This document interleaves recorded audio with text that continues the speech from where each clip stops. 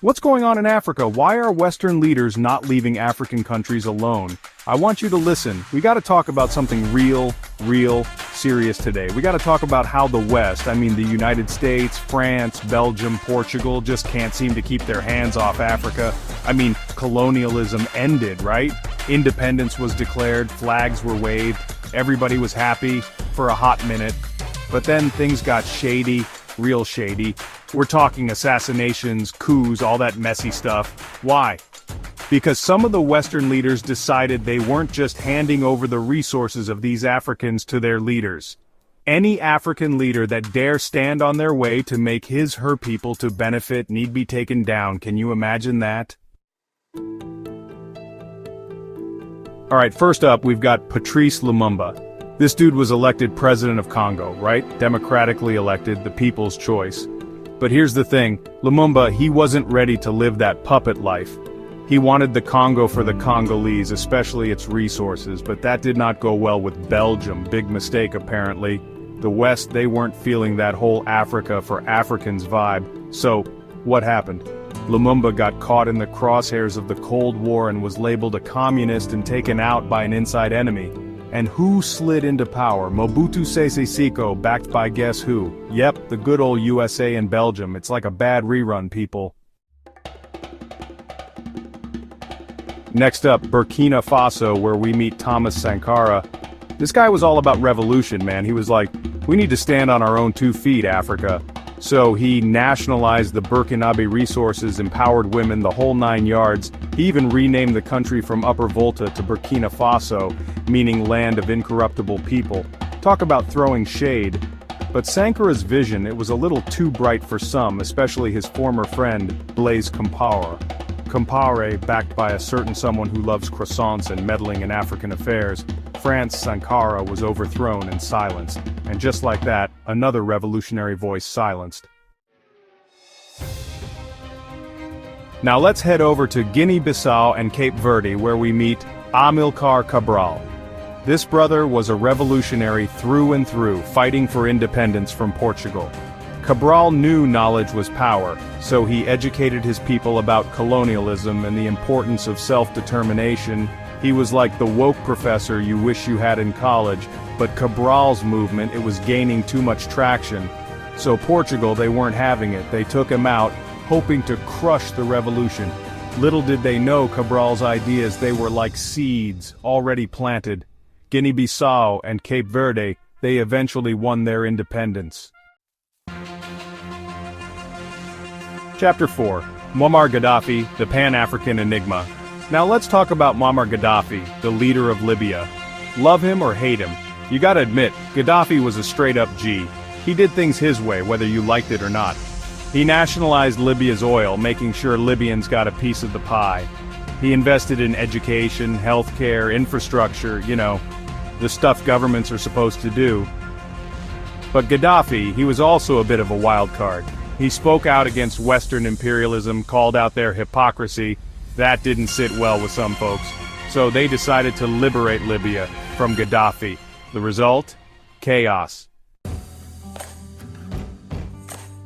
Chapter 5. Laurent Desire Kabila, Betrayal in the Congo. Back to the Congo, where Laurent Desire Kabila takes the stage. Kabila, he was a rebel leader who fought to overthrow Mobutu, remember him? The guy the West installed after Lumumba? Yeah, that guy. Anyway, Kabila, he promised change, promised to kick out the foreign corporations exploiting Congo's resources. But things went south real quick. Kabila, he got too close to those same corporations, started playing their game, and his own people, they felt betrayed. Kabila's own bodyguard assassinated him. Talk about a plot twist. Chapter 6. Felix Roland Mumi, Poisoning the Seeds of Cameroonian Independence. Now let's head over to Cameroon, where we meet Felix Roland Mumi. Mumi was a freedom fighter, battling for Cameroon's independence from France. He was a powerful voice, uniting people against colonial rule. But Mumi, he was a thorn in France's side. So they did what any reasonable world power would do. They poisoned him. Yep, poisoned him with thallium. Talk about holding a grudge. Mumi's death, it was a huge blow to the independence movement, but his sacrifice, it wasn't in vain. Cameroon eventually gained its independence, though the fight for true freedom continued. Chapter 7. Mehdi Ben Barka, Abduction in the City of Lights. Next stop, Morocco, where we meet Mehdi Ben Barka. Ben Barka was a socialist leader, a charismatic figure who opposed the Moroccan monarchy. He was all about social justice, economic equality, the stuff that makes the powerful sweat. Ben Barka, he had this way of mobilizing people, of making them believe in a better future. But his vision, it threatened the status quo. So, one day, Ben Barka just vanished. Poof! Gone. He was in Paris, mind you, the City of Lights. Turns out, he was abducted and most likely killed by Moroccan agents. Allegedly with a little help from some friends in high places.